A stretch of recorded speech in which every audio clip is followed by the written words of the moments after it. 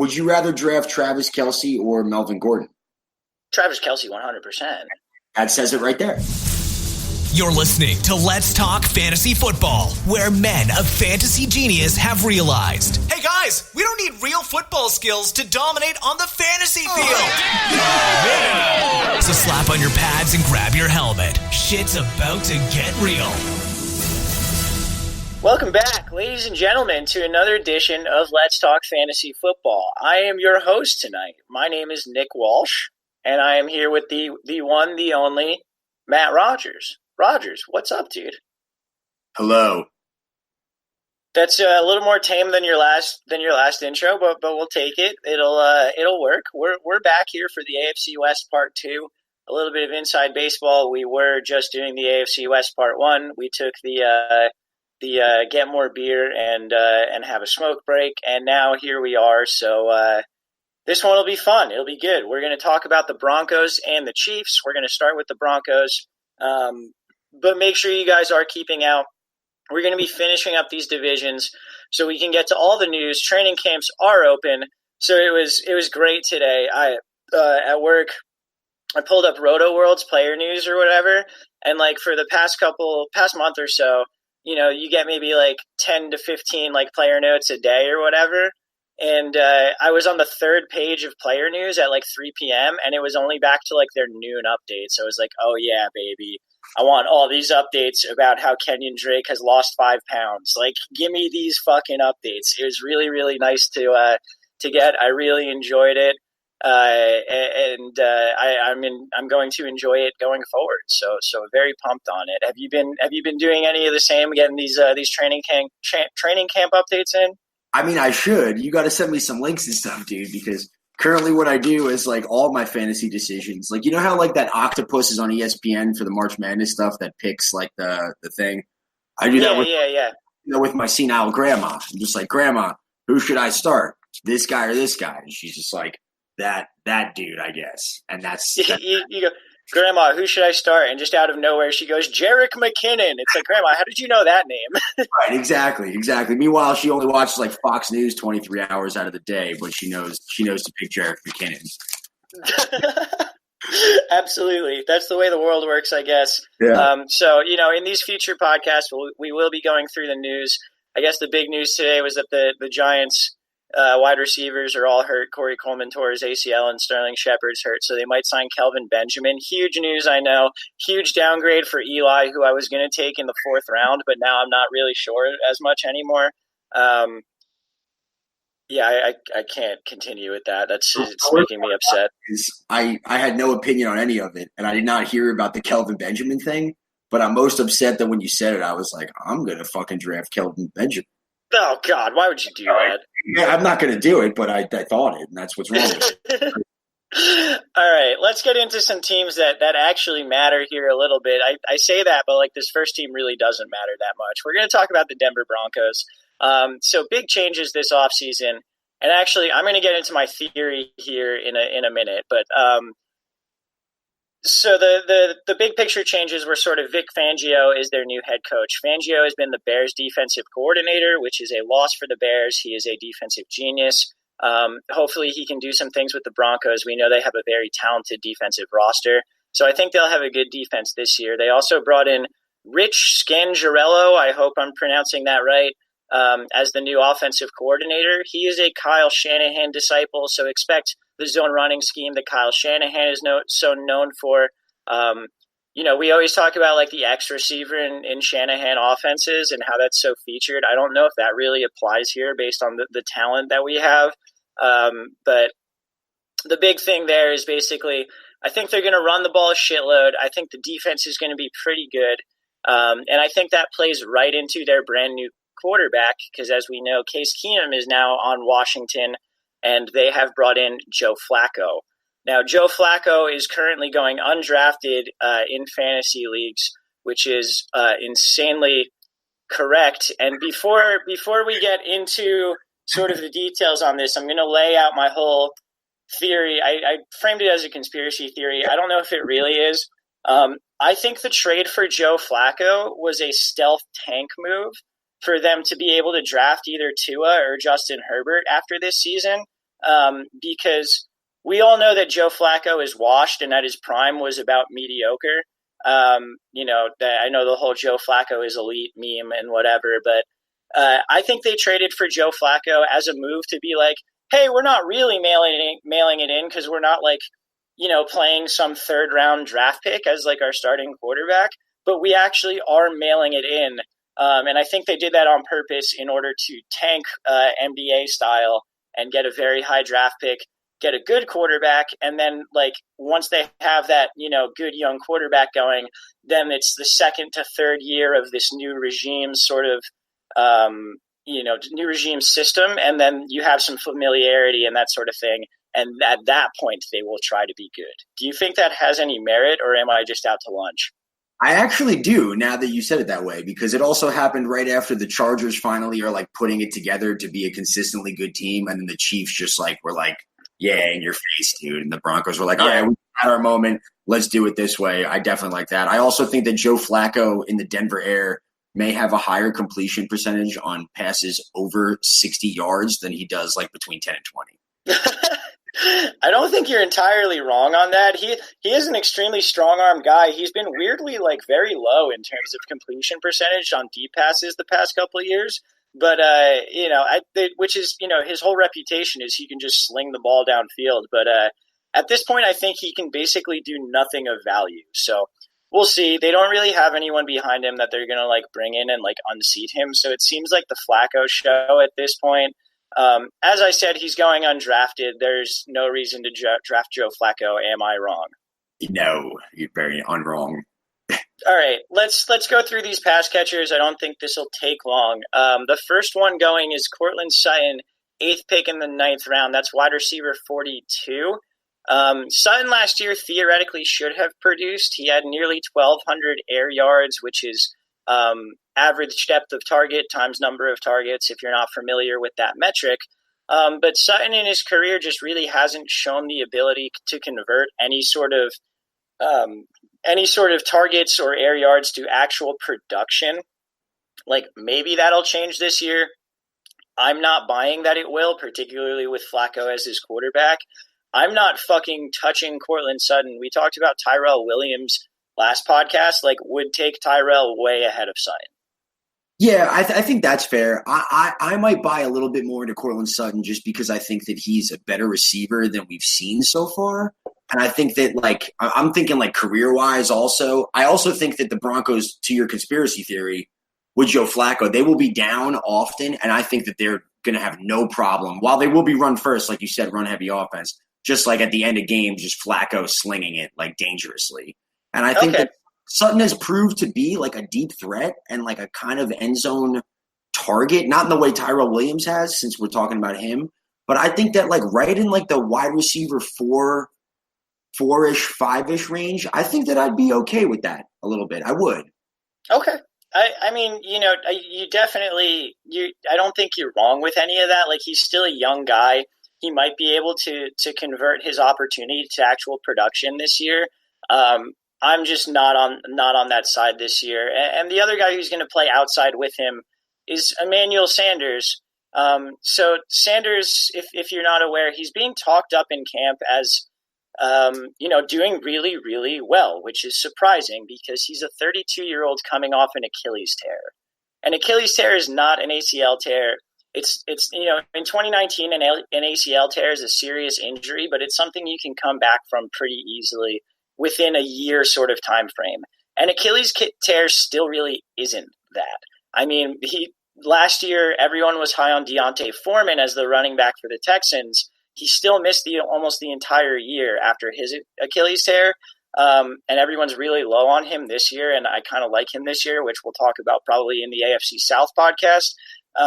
But if you're going to tell me that Deontay Foreman was useless the entire last year as a 23-year-old coming off an Achilles tear, and that I should be drafting Emmanuel Sanders, who's 32, coming off that same injury, I'm going to be skeptical. Like, unless he really, really produces in preseason, again, no fucking way I'm going to touch him. Yeah, I agree. I think Emmanuel Sanders, I'll say this. I've been playing fantasy now for like close to 13 years. I'm not sure exactly how long Emmanuel Sanders has been in the NFL. Call it 8 years, roughly. He's like one of the few players that in all of my leagues I've never owned once ever. Really? 18, yeah, ever. He carried me to a championship 2 years ago. He was like one of my big producers. I know, dude. That's fine. I'm not saying I was right every time. Okay. But I've just never been about Emmanuel Sanders is my point, and this is certainly not the year that I'm biting on that shit. Okay, that's definitely fair. Yeah, I mean, like, exactly. Like, if you haven't been, like, on him, like, why would this be the year to be on him? I know he's cheap. I know all that. But, like, he's really going to have to show it to me a little bit. I'd rather have Courtland Sutton. What's up? I'd rather have Courtland Sutton at his price. Yeah, absolutely. I 100% agree with that. I'm off both of them, but agree completely. How you were saying the Broncos might be down at the end of games. They might have to sling it a little bit. The next guy we're going to talk about, and he has a hamstring strain right now on like the first day of camp, so we'll see like where this goes. But the guy that I think really might benefit from that is Deshaun Hamilton, who's currently going 8th pick in the 13th round. That's wide receiver 57. He's the guy likely to be playing in the slot, and wide receiver experts really love him as a route runner. Like, they think he's a very polished route runner. He's a guy who did get some production towards the end of the season last year, and he should be a target in the middle of the field for Flacco. So I think he might benefit from some of that. My concern with him as well is that he's going to have a low average depth of target as a slot receiver. So, like, on an offense that's not going to be passing a bunch, if you're going to have a low average depth of target, you're going to need an inordinate amount of targets. So unless this guy can sustain like a 25% target rate, I don't really know that he's going to be fantasy relevant. But of all 3 wide receivers that we're talking about here, I think he's the one that I would go after. Okay, that's fair. And I won't go too deep into this because I agree with what you just said, but the way that I would phrase it would be anybody 2 years ago that owned Robbie Anderson, this is a safer play, like in my opinion. You know, like same idea, high, deep threat. Like, you know, I mean, I know that he's got some slot possession type stuff, and at the end of the year he put some production together, but he's like a burner. I think that he should be drafted. I would draft him late as a flyer for sure. Yeah, absolutely. He's a guy that I think out of all 3 of these guys, particularly being that he's going at the end of the 13th round when, like, do whatever the fuck you want territory, you know, he's the one guy I might look at a little bit. The other guys on the roster are Tim Patrick, who, if, you know, Sanders doesn't get healthy, he would probably be the other guy in the lineup. And then Juwan Winfrey is a youngster. But again, we're talking about 4th and 5th wide receivers on a Joe Flacco-led offense that is likely to be run first, so probably not particularly relevant. And when has Flacco made a 3rd receiver relevant? It's a great question. I don't have the answer for you. Yeah. So moving on to tight ends, the expected starter here is rookie Noah Fant. He was a first-round rookie tight end out of Iowa, second tight end taken in the draft behind T.J. Hawkinson. Fant is currently going tight end 21. That's the 4th pick in the 14th round. I get the concept of drafting him because he's a good pass catcher, and Joe Flacco historically likes targeting tight ends. We know how much he was about Dennis Pitta during Dennis Pitta's like prime years when he wasn't hurt. To me, Noah Fant is I'm not drafting him under any circumstances for a couple reasons. 1, rookie tight ends rarely produce. And 2, Noah Fant can't block. This is going to be a run-first offense, and you're going to tell me I need to be drafting a rookie tight end who can't block in a run-first offense with low pass volume? Just like absolutely fucking not for me. Yeah, nothing else should be said on that guy other than what you just said. So fair enough. The guys behind him are Jeff Hireman, who had like a brief like thing of like, hey, maybe you can pick him up and start him. I remember the week that Jeff Hireman was like the hot tight end play, and I think I like touted him on the podcast. He had 0 targets. So who knows there? And they do have former Michigan tight end Jake Butt, who, if nothing else, has a funny name. Wait, sex hotline again? We're back there. Yes, we're back onto Jake Butt and the sex hotline. There's no real reason to do any of this to me. I know you will hear people talk up Noah Fant in the offseason. I will say don't listen to them. Yeah. Where we do need to talk about people is the run game. And obviously we have these 2 second-year running backs, Phillip Lindsay and Royce Freeman. Phillip Lindsay kind of took the NFL by storm last year. He was really, really good in a surprising way, undrafted out of Colorado. He is currently going the 7th pick in the 4th round. That's running back 22. Are you in on Phillip Lindsay at that price? I would say so when we were talking earlier about Josh Jacobs, I would probably take Phillip Lindsay. No, I would say right around there, actually, because I feel like it was they want to put Royce Freeman down. Like you said, it's going to be a run first thing. I still think Royce Freeman is going to be relevant. Phillip Lindsay broke down at the end of the year. He kind of sucked like in the fantasy playoffs era. I think he had like 130 total yards and no touchdowns over like those final 3 weeks of fantasy relevancy. I don't think it's fair to expect a workload of a factor back from him. So I do think that they're going to give Merrill Hodge. Put up that tie knot, dude. Factor back. Yeah, dude. Fat ass Windsor. Or whatever the hell I don't know what Merrill Hodge does. But I have no idea what kind of knot it is. It's just always gigantic. Yeah, it's huge and wide. Again, sex hotline, but whatever. I do think that Royce Freeman's going to factor in. And again, I might be biased because I loved Royce Freeman last year so many ways, and it just bit me in the ass. But I think that if they're smart, they're going to kind of limit Phillip Lindsay's workload a little bit and do like a little 2-headed monster back there. So I think that's a fair price for him. Yeah, I agree with you, and here's my take. I think the price, well, let's say Royce Freeman, 8th pick in the 8th round, running back 40, I think those are both good prices for them because, as I said, this is a run-first offense this year. They're going to try and feature these guys. While Phillip Lindsay was clearly the standout last year, Royce Freeman was actually good as well. Just because he wasn't as good as Phillip Lindsay, who was averaging like 5.2 yards per carry, doesn't mean that Royce Freeman wasn't good. They were both pretty productive, and despite not really being used as much in the pass game, they're both guys who can be used in the pass game and showed that in college. So for me, I think this again, it seems very counterintuitive, and it's against everything that I believe in to say that I think this team is going to be bad and you can maybe play 2 running backs from it. But I think this team is going to be bad and you can maybe play 2 running backs from it. I'm in on both of them and I'm willing to draft them, both of them at their positions. I would rather draft Freeman at that position than Lindsay, but that's kind of splitting hairs.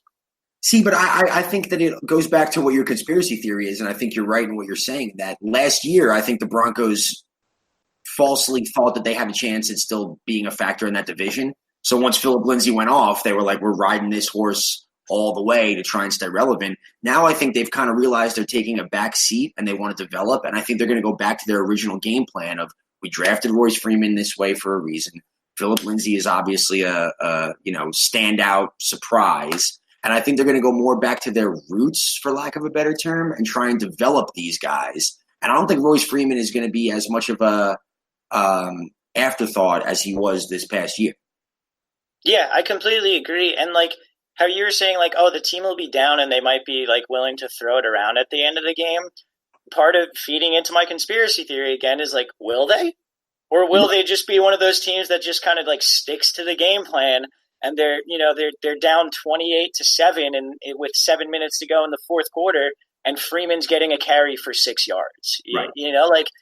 I don't really know entirely what to expect, but I think they're going to kind of stick to the deal here a little bit and stick to the principle of this because I really, really don't think the Broncos are trying to win games this year. No, you're right. I think they are very aware they're going to be a 5-win team, and they're just let's do that, win 5 games, and hopefully be good in 2 years. And part of that will be preserving Phillip Lindsay. Yeah, absolutely. Absolutely. It's going to be I mean, we've said it all at this point. I've said what I needed to, but yeah, I think we're both pretty much on the same page of just Broncos running backs, not a bad investment here. They also have Devontae Booker and David Williams behind that, who who knows? He'll probably get cut. One thing I will say, I mean, Booker got like a weird amount of snaps last year, even with Lindsey and Freeman being productive, just because I guess he's a good like pass blocker. I don't think that's going to be recreated this year. I don't think you need to worry about that. I think it's the Lindsey and Freeman show. Yeah, I think it's just a curse of Denver that the third running back, it's the Ronnie Hillman curse. Third running back will always just get the fuck up in there and ruin your shit with whatever you do. But it's definitely possible. We'll see how it all shakes out. You got anything else on the Broncos? No. All right, let's move to the main event of the evening. That's the Kansas City Chiefs. You're listening to Let's Talk Fantasy Football, home of the brutally honest fantasy advice you've always needed. Obviously, the Chiefs were incredible last year. The offense was incredible. And while I don't know if Pat Mahomes is going to throw 53 touchdowns, I do know that this is still going to be a very, very good offense, particularly now that we know that Tyreek Hill is not going to be suspended, which not going to get too far into that, but insane to me. But this guy is supposedly going to play 16 games. So let's start with Mahomes. He's quarterback one. Obviously that's deserved. 6th pick in the 3rd round. Are you going to take a quarterback in the 3rd round this year? No, dude. No. I mean, does it make sense? I get why it's happening, with what happened. Regression is inevitable. That's without, you don't even have to say that. I mean, 3 times in the history of the NFL, someone has thrown 50-plus touchdowns to third. I think 13 times someone's thrown 40-plus touchdowns. So I don't know where Patrick Mahomes is going to fall in that. It's going to be a drop-off. I can't remember the last time a quarterback went back-to-back number 1 fantasy quarterback ever. It's like hasn't happened in over a decade. Yeah, and like for me, if someone told me that Patrick Mahomes is going like in the 6th round right there, which I still think is too rich for a quarterback, then maybe I'll bite and look at it that way. But the flex situation and getting that sort of roster fill out is so much more important than getting a guy that I can't even cite anybody, but just no. I'm not going to own Patrick Mahomes because everybody else is going to be more ballsy than me this year. Yeah, 100%. I mean, we play in our main league. It is a late quarterback league. And like Mahomes might not go to the 5th or 6th round there, and I think it's safe to say me and you will probably still not own him. I mean, he's going right in between T.Y. Hilton and Amari Cooper. He's going before Zach Ertz, before George Kittle. That's crazy, dude. Yeah, I don't think it's insane to draft Ertz or Kittle in the early 2nd round, and I'm not taking Mahomes that high. It's decent money just on everything we've seen in the history of football that Patrick Mahomes is not going to finish the season as quarterback 1. Yeah, absolutely. It would be very, very unlikely, which I am quietly on team Deshaun Watson quarterback 1 ahead of Pat Mahomes. But even if I wasn't, 3rd round is just too high for a quarterback. It's just the way that things work. It's the way that fantasy works. Yeah. All right, let's talk about his pass catchers. We mentioned Tyreek Hill. Tyreek Hill is not going to be suspended, and since then his ADP has skyrocketed. So I'll double check now, but as of last night when I put this outline together, he was same spot. So he is wide receiver 5, 12th pick in the 1st round. I don't think I mentioned this. If you listen to us, where our ADPs are from Fantasy Football Calculator 12-team PPR ADP. Do you like Tyreek Hill that high? He's going ahead of Odell Beckham. So the inverse of what I said about Emmanuel Sanders, how I never owned him. Since Tyreek Hill has come into the league, I've owned him in the league that we are, our main league with the whole podcast, every single year. I buy him all over the place. If I had 5th pick overall, I'm not saying this with knowing the running back situation. I have to look at it a little closer, but I'm taking Tyreek Hill in the 1st round. Easy, hands down. If I know that he's not getting suspended, playing 16 games, absolutely, dude. Okay, that's completely fair. I pick in the 1st round. If it's after 4, I'm taking Tyreek Hill. Wow. I mean, there you go. That's as ringing of an endorsement as you can get. I think the thing with Tyreek Hill, and I'm the exact opposite, where I have never owned him. And it's because I've always just been he's going to come back to earth. He's always been this otherworldly efficiency guy where even on like 5 targets in like down games, he'll still get you a good game. And until now, until like midway through last year, I was like, oh yeah, he's like going to come back down to earth at some point. And at this point, we just have to accept that Tyreek Hill is unique to every other wide receiver that has ever been in the league. He is the best deep threat of any deep threat. He's not like anyone else. There's no other way to put it. So yeah, Tyreek Hill, I mean, I'm probably not going to own him because you just said you're going to take him ahead of me. But, what was that? I said I will buy him anywhere.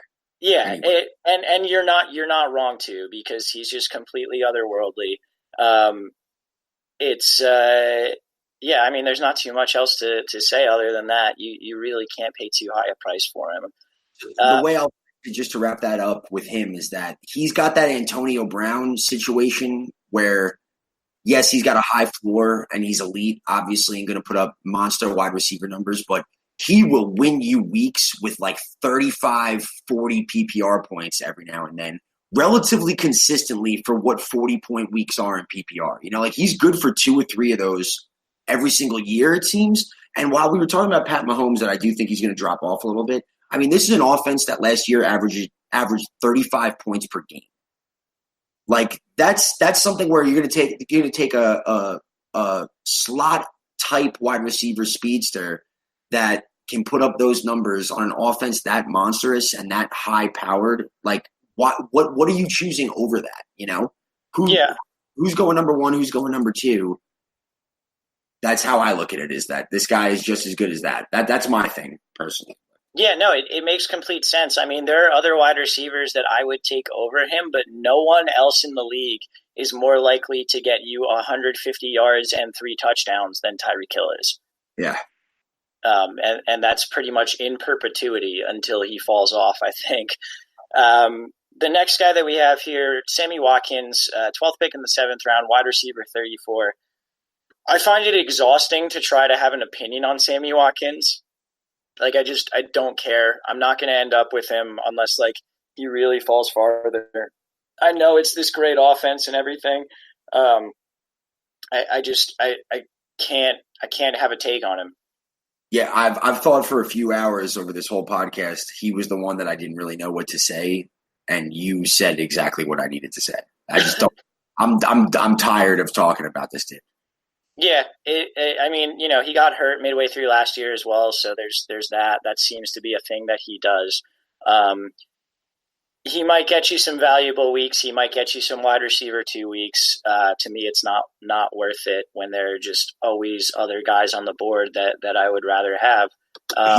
Here's how I'll describe Sammy Watkins real quick would be, if you have him, you feel like you have to start him because you don't want to miss that great week that he's going to inevitably have. But also, if you are ever going against somebody and they put Sammy Watkins in there, you're like, oh, hell yeah.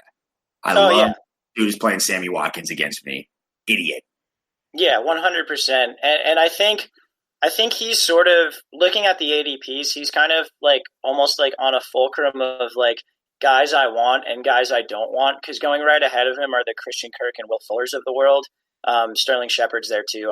I don't really have an opinion there. But then like after him, like Larry Fitzgerald, Geronimo Allison, who I actually am high on, like Marvin Jones, Corey Davis, MVS, D.D. Westbrook, like, I don't know, like all of those guys that I just said, I would rather have ahead of Sammy Watkins. Because I look at Sammy Watkins as this. I have owned him a couple times, and I begrudgingly start him. Like, I never want to. He's like a dead weight on my bench, even if he has value, because I'm like, I never want to buy into this ever.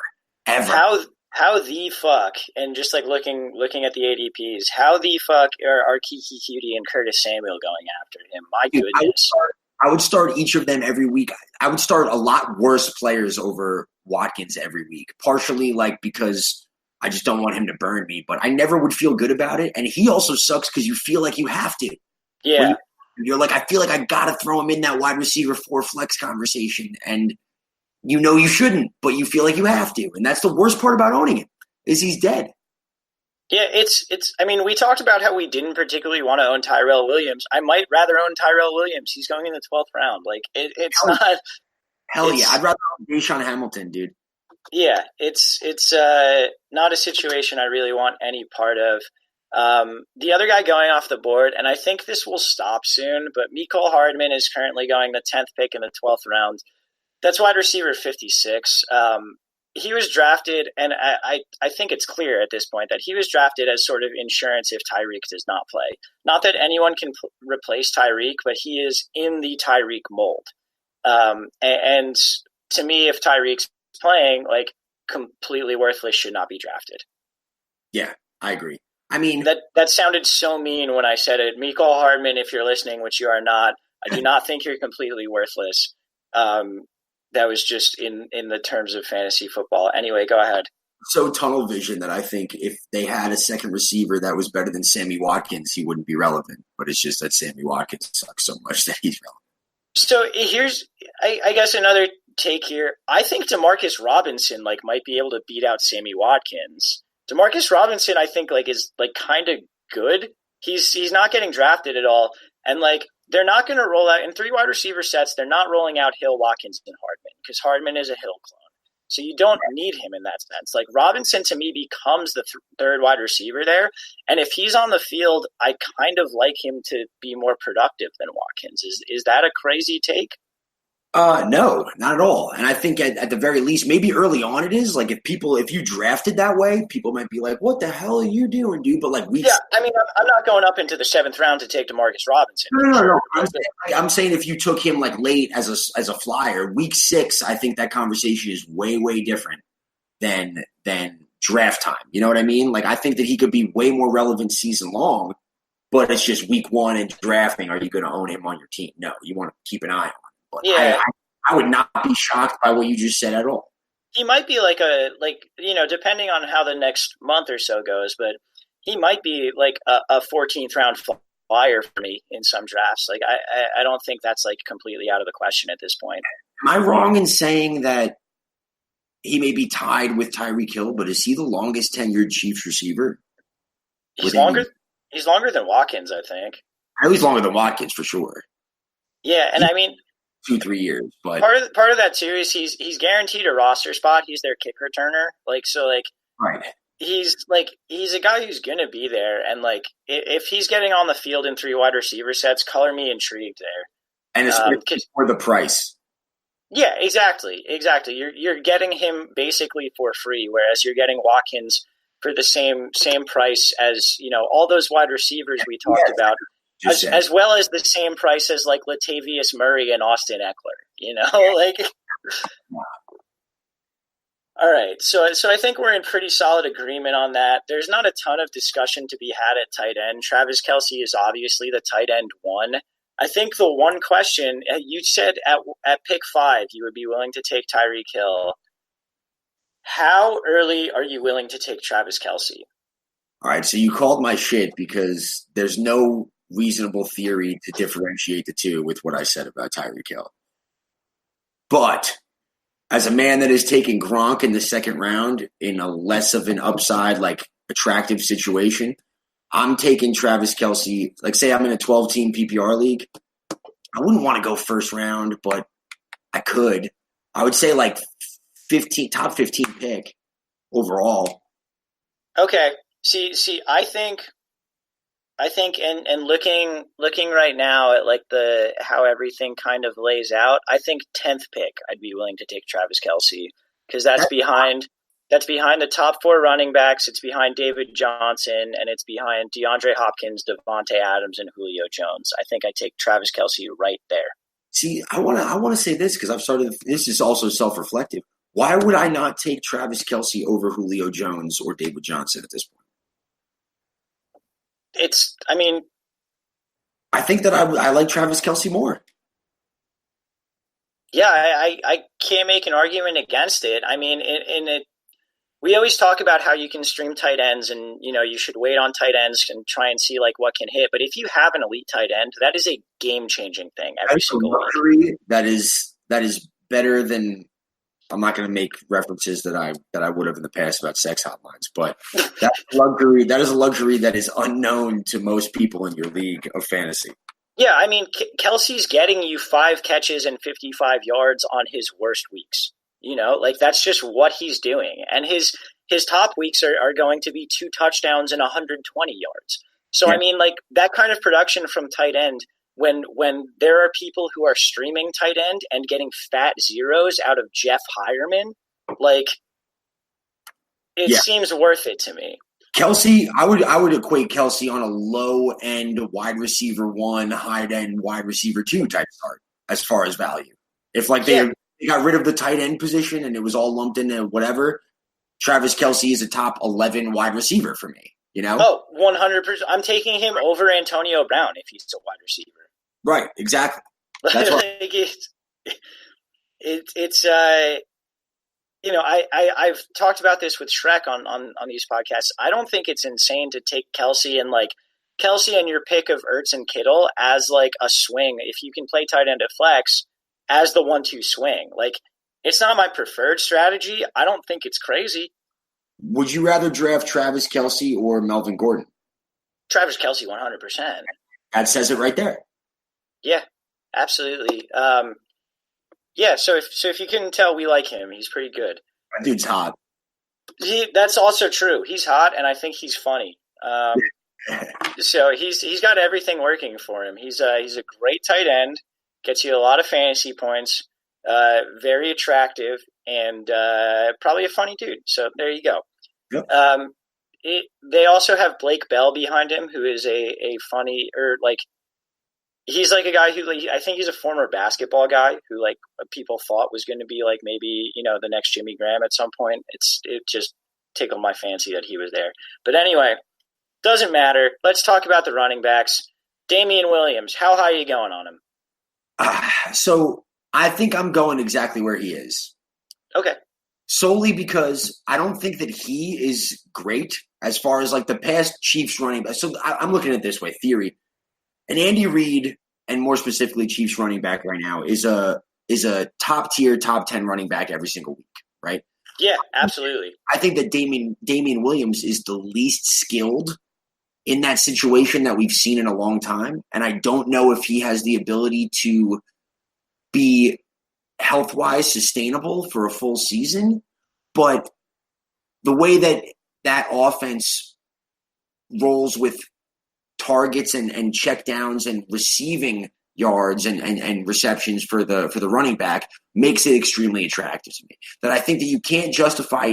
I would say this: you can't justify not drafting him there more than you can justify drafting him. Does that make sense? Yes, it does. Absolutely. And for perspective there, I would take him, guys that are going ahead of him, I would take him over Melvin Gordon. I'd take him over Todd Gurley. I'd take him over Dalvin Cook.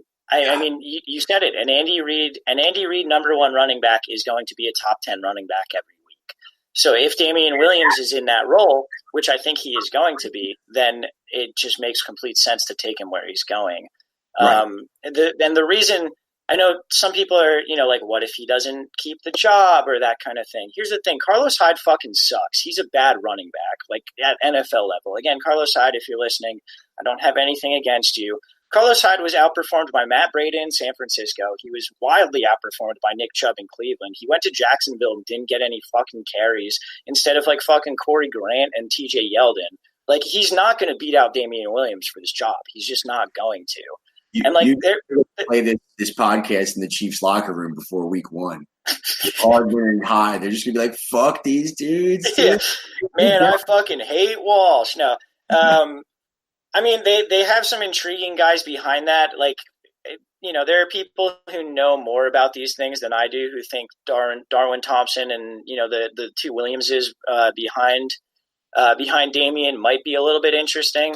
But for my money, Damian Williams is the number one running back on Kansas City, and I want to own the number 1 running back on Kansas City. Yeah, and the Carlos Hyde signing was like very weird to me because, again, like what I said before, they're very into the checkdowns. They have a lot of targets to the back, and like Carlos Hyde is historically a very bad receiving running back. As opposed, like you said, he's a bad running back overall. That's true, but he is not a factor in the receiving game and never has been. That's why when he was with the Browns, Duke Johnson was relevant and all that. So it was a very weird situation that they even picked him up. I felt like they were hedging their bets because I don't know if Damian Williams can handle that sort of workload. That's my concern. And we'll find out. I mean, he was their primary back for like the last 6 games or so last season, and he was great. Right. I wouldn't be surprised if Hyde gets cut and Darwin Thompson is the backup, in which case, like, I will start drafting Darwin Thompson earlier than the 14th round where he's going. Yeah, it's pretty simple there. You shouldn't draft based on that because the workload is there. I mean, you could even go back to where people are saying, oh, Carlos Hyde is there. Damian Williams, who knows if he's proven. Like, we had Spencer Ware come in, like Charkandrick West back in those times. And, like, when they got the job and they got it through injury, they were the factor back. They're getting 23 touches a game or whatever. So Damian Williams, there's no reason to think that he won't. Yeah, he's one of those guys that I think I'm going to end up with a lot on my fantasy teams this year, just because I'm slightly higher than his current price on him. And if I'm drafting in that range, like I'm going to take him. It's going to happen. Yeah, and what you can always fall back on is theoretically it's the smartest decision ever. Yeah, I mean it's an Andy Reid back. He's number 1 running back.